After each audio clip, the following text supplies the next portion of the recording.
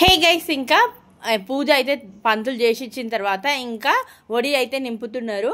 వడి నింపడంలో నేను అందరినీ మంచిగా వీడియో తీద్దాము, ఇంకానేమో నేను తయారు చేసిన హార్ట్ షేప్ తన చేతికి ఇచ్చి తనతో పేర్లు చదివిద్దాం అనుకున్నా.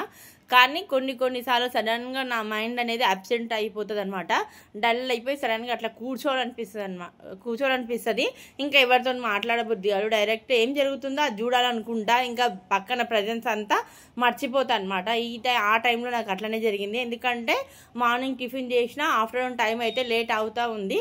ఇంకా మళ్ళీ ఎప్పుడు పిలుస్తారో అన్న మైండ్తో ఇంకా నేనైతే పెట్టేసినాము. తర్వాత పెట్టే వాళ్ళు తీయాలన్న ఆలోచన కూడా అంత లేకుండా అనమాట. అంత ఆకలితోని మైండ్ ఆబ్సెంట్ అయితే అయిపోయింది. అందుకే అందరినీ వీడియో షూట్ చేయలేకపోయినా. ఇదేం ఉద్దేశపూర్వకంగా చేసింది కాదు.